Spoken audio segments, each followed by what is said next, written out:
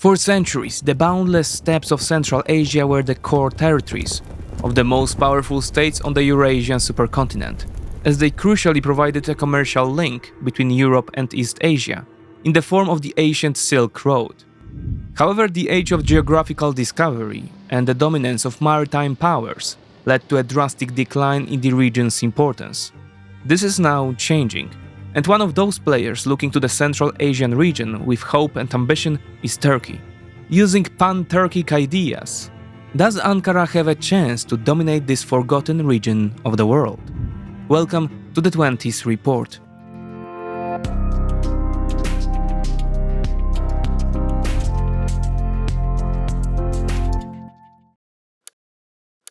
Today's episode is brought to you by Blinkist. These are fascinating, if turbulent, times. A full-scale Russian-Ukrainian war is having a massive impact on world events, including Turkey's rising ambitions in Central Asia, which we'll talk about in a moment. In such times, we try to understand the fundamentals, which is also one of my goals for 2023. Books are still the best way to do that, but no one can read as much as they want. This is where Blinkist comes in. Blinkist offers 15-minute book insights into the most valuable takeaways from a given book. Not only does this allow you to expand your knowledge with bite-sized content, but it also allows you to assess whether a particular book is worth spending the next week or two immersing yourself in. Personally, I recommend Karl von Clausewitz's book On War for a better understanding of current affairs. But you can decide for yourself by listening to a 15-minute insight on Blinkist. Try Blinkist and get the premium version 25% off. What's more, with Blinkist Connect feature, you can enjoy 2 memberships for the price of 1. Start your 7-day free trial by clicking on the link in the description.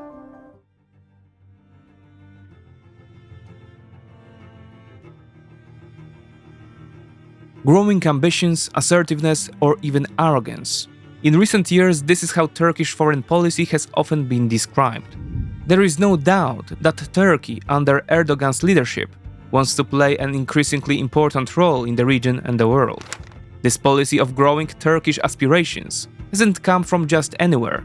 Ankara is drawing on the many historical resources of its predecessors, including the Ottoman Empire, and building on its historical and cultural foundations.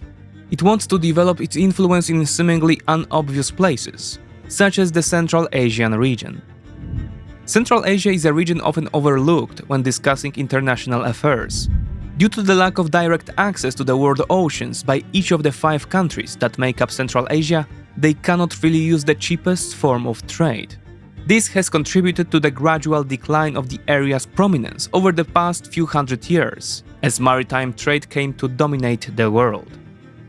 Before the era of Age of Exploration, the vast steppes of Central Asia were the core of the political centers that dominated the Eurasian continent and sowed fear among neighboring states. For example, the modern borders of the Central Asian states were the center of the mighty Mongol Empire of Genghis Khan. Still, the region was also penetrated from the west by, among others, Turkish peoples. The Old Turkic Khaganate in 600 AD and the Seljuk Sultanate in 1092 controlled large swathes of the Central Asian steppes. As a result, this centuries-long presence of Turkic peoples in Central Asia contributed to a cultural and linguistic expansion, with Turkish languages extending far beyond the borders of the modern Turkish Republic and spilling over into Central Asian territories, even reaching the Siberian tundra. Ankara sees this legacy as a resource that must not be wasted. Cultural and linguistic proximity means that the idea of a pan-Turkic world resonates strongly in the minds of Turkish decision-makers and pushes the Turks to rebuild their position in Central Asia. This concept, Pan-Turkism, is a doctrine that emerged at the beginning of the 20th century, proclaiming the ethnic unity of the Turkish peoples and the need for their cultural and political integration, from the Bosphorus Strait to the Altai Mountains. In essence, it is a nationalist and highly controversial movement, as it is linked to the Armenian genocide of the early 20th century. Nonetheless, it has seen periodical increases in popularity, one of which we are observing now. Let's go back 3 decades. With the collapse of the Soviet Union and the emergence of new states, Central Asia became one of Ankara's key foreign policy directions. From the beginning, Turkish policy towards the region was based on pan-Turkic ideas. However, this was not an easy task in an area that had been indoctrinated for decades in Soviet-Russian viewpoints. After the collapse of the Soviet Union, the 5 Central Asian countries remained de facto satellite states of Moscow. But Turkey took a number of initiatives to break this local hegemony. For example, it was the first country to recognize the 5 newly independent Central Asian republics, and went on to sign more than 140 political, cultural, economic and military agreements with them. Between 1992 and 1996, almost 90% of all development aid to Central Asia came from Turkey, which became the foundation for the Cooperation Council of Turkic-speaking States in 2009. The organization brings Turkey together with Azerbaijan and 3 Central Asian states of Kazakhstan, Kyrgyzstan and Uzbekistan. Turkmenistan holds an observer role, as does partially recognized Northern Cyprus, and perhaps most interestingly, Hungary. As of 2021, the initiative is called the Organization of Turkic States. Still, Moscow's dominant role and Turkey's weak position meant that back then Ankara's vision was not sufficiently attractive to the states in the region. It was determined by a lack of sufficient financial investment, a low trade volume, and little infrastructure development. Although there were sectors where Ankara's involvement was significant, such as telecommunications and textiles, the level of Turkish presence was negligible. Pan-Turkic ideas also were rejected. For the Central Asian states, the aim was to build their own identity on intra-national tendencies. In this situation, Ankara abandoned such a policy towards the region and switched to a more pragmatic track. This was primarily characterized by the strengthening of bilateral relations with individual post-Soviet Central Asian states. The Turks were not at all discouraged and continued to focus on critical areas such as trade, construction and investment, as well as security and energy. A strong emphasis was placed on soft power in the form of cultural and linguistic activities. Within the Organization of Turkic States, a joint alphabet commission has been set up to accelerate the transition of Turkish states to the Latin alphabet. Religion also plays a vital role. The organization brings together the heads of religious institutions of member states 4 times a year to discuss Islamic issues in Turkic countries. Furthermore, Turkish television channels have been available in the region for several decades. At the same time, Turkish scholarship programs have enabled thousands of Central Asians to study in Turkey. Another success story in the field of education is the schools, established with Turkish funds, which are very popular due to their high level of education. Turkey's trade turnover with the region has also increased significantly over the past few years. But despite the upward trend, when compared to Russia, China or the European Union, these are still modest figures. Nonetheless, in recent years, an unsettled international situation opened up the possibility of further strengthening Turkey's presence in the region. The most significant upheaval is always caused by war, and this recently has been a constant feature of the near abroad for both Turkey and Central Asia. Since the Second Karabakh War and Russia's renewed aggression against Ukraine, the Central Asian states have felt the need to strengthen militarily. Ankara was prepared for this. The most glaring example of military cooperation with the region is the now famous drone policy. Kazakhstan and Kyrgyzstan have already ordered the first unit of the new generation of Bayraktar TB3 drones, while Turkmenistan presented its TB2 models at a military parade in September 2021. Tajikistan also has TB2s in its arsenal. This cooperation goes even beyond mere procurement, as Turkish Anka drones will be manufactured in Kazakhstan. Ankara's entry into the Central Asian arms market is a significant development, given Russia's long-standing dominance in the military sphere. Turkey's NATO membership and the long intra-regional rivalries, fueled by arms purchases. Military ousting Russia in the short term is impossible, as Moscow still has a significant advantage here. Kazakhstan, Kyrgyzstan and Tajikistan continue to be members of the Collective Security Treaty Organization, or CSTO. while Uzbekistan and Turkmenistan maintain close bilateral military relations with Russia. Thus, fundamental changes are not expected anytime soon, but Ankara continues to build, piece by piece, the foundations of its position. Turkey's favor and influence in Central Asia are essential for yet another reason: geography.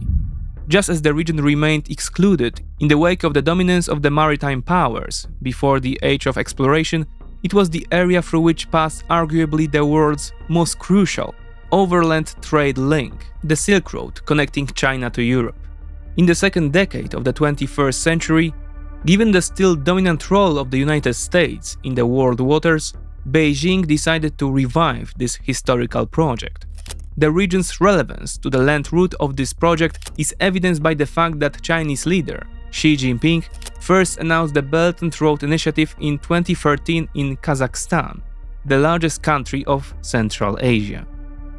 The Middle Corridor, as the route through Central Asia to Turkey is called, plays a key role in Ankara's vision. The project is aimed to cross the South Caucasus by rail, the Caspian Sea by water, and head to China via Central Asia by more rail. In this context, Beijing supports Turkish actions, while Russia observes Ankara's Eurasian turn with concern. Although Turkish-Russian relations remain good, as Turkey helps Russia to circumvent wartime sanctions, Ankara and Moscow's geopolitical aspirations in the long term remain incompatible. At present, given Russia's multitude of problems, Moscow seems to tacitly accept Turkey's growing influence in its former backyard. On the other hand, Central Asia, which is economically unstable, in urgent need of financial assistance and access to world markets, is looking more and more favorably towards a capitalist economic system. In this context, Turkey is considered an important economic partner that can provide access to markets and integrate the region into international economic institutions. One of the most significant decisions of the recent summit of the Organization of Turkic States was the establishment of the Turkish Investment Fund, which aims to accelerate the economic growth of member states by providing financing to small and medium-sized enterprises. Equally important are Turkey's ambitions to become a hub for Central Asia in exporting its rich oil and gas resources to the West. The region has excellent upstream potential and can strengthen its position in the coming decades, in which Ankara also wants to play its part. Hydrocarbons are already flowing westwards, using Turkish territory via the existing Baku-Tbilisi-Ceyhan and Baku-Tbilisi-Erzurum pipelines. The former supplied 224 million barrels of oil to the world markets last year, equivalent to around 30% of the European Union's total annual oil imports from the Russian Federation. However, the oil pipeline still has about 30% spare capacity. In contrast, the Baku-Tbilisi-Erzurum pipeline, otherwise known as the South Caucasus pipeline, can pump up to 24 billion cubic meters of gas a year, and it's operating at full capacity. What's more, this one could be linked in the future to the planned Trans-Caspian pipeline, which would run along the bottom of the Caspian Sea and connect Turkmenistan to Azerbaijan. All these projects present great potential in diversifying European energy sources once hydrocarbon imports from the Russian Federation are entirely abandoned. In this context, the agreement of the Central Asian states, Azerbaijan and Turkey, thus de facto all members of the Organization of Turkic States, presents a significant challenge for Moscow. Representatives of the Organization of Turkic States claim that the platform has no plans to challenge the hegemony of China and Russia in Central Asia. Still, the fact is that the integration of the Turkic states poses a threat to both. It may be postponed, but Ankara is becoming an important development factor for the region. Despite assurances from Turkish officials about the altruistic goals of the Organization of Turkic States, the views of leading politicians in the Turkish world reveal that Ankara seeks to project a joint cultural and historical alliance between member states. What does it all mean for Central Asia? First and foremost, more opportunities.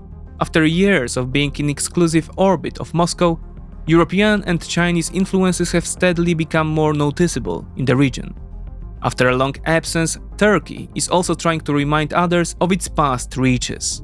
More competition is good news for the region. Previously doomed to Moscow, the region's leaders are now getting alternative options from Beijing and Ankara, as well as Brussels and Washington. From this perspective, the Central Asian countries, especially Kazakhstan, need a strong Turkey. For years, Turkey did not have economic and political weight to be an alternative player in the region. This has begun to change with joint funding, arms exports, and perhaps most importantly, trade links connecting Central Asia to China and Turkey, and onwards to the rest of the world. The cultural and linguistic legacy has its weight, but without hard arguments, Ankara had nothing to look for in Central Asia. Ultimately, it is concrete offers on the table, geopolitics and economics, that count. And it is on the economic factor that the future of the organization of Turkic states will depend most. Everyone is keen to strengthen the transit potential, the export of hydrocarbons, and the creation of new transcontinental corridors from China to Europe, which will have to pass through the territories of the Central Asian countries. If based on new trade routes, Turkey will help the Central Asian countries to develop on good terms, Ankara's position in the area will inevitably increase. However, nothing happens overnight. Moscow's position remains dominant and will continue to be so for the foreseeable future. Russia showed its prowess during the Kazakh crisis in early January 2022, when the CSTO efficiently deployed a quote, peacekeeping mission at the request of Kazakh President Tokayev. The organization of Turkic states limited itself to a symbolic expression of solidarity towards Astana. Moreover, the development of the Turkish role in Central Asia will surely be influenced by the further course and outcome of the ongoing Russian invasion of Ukraine. This could accelerate in the event of a further Russian collapse, or slow the Turks' drive into the region if the war ends well for Moscow. In contrast, while we can put the economic potential of Russia and Turkey in the same category, Russia plays in a completely different league. If by a decision in Beijing, the Chinese decide to more strongly penetrate the region, the Turks will not have the opportunity to stand up to this initiative. Although Turkey expresses a willingness to improve its network of transport routes, this space is dominated by China. Additionally, to Ankara's detriment, some of the current and planned transport routes pass through Iran, Turkey's local rival. Ankara's major economic problems, which currently severely limit the ability of Turks to invest in Central Asia, are another very significant problem. After several centuries of geographical exclusion, are better times ahead for the countries of Central Asia? Turkey's involvement is one symptom that there may indeed be a positive trend for the region. In addition, the willingness of the Chinese to improve the region's connectivity and Europe's search for alternative sources of energy favored the hitherto undiscovered potential of Central Asia. Will pan-Turkic ideas become a driver for the growth of this potential? A common historical and linguistic heritage certainly helps the Turks to understand the region and gain soft power influence. But in the end, as always, hard arguments in the form of investment, trade agreements, and military cooperation will count the most. Finally, thanks to Blinkist for sponsoring this video. Click the link below to subscribe.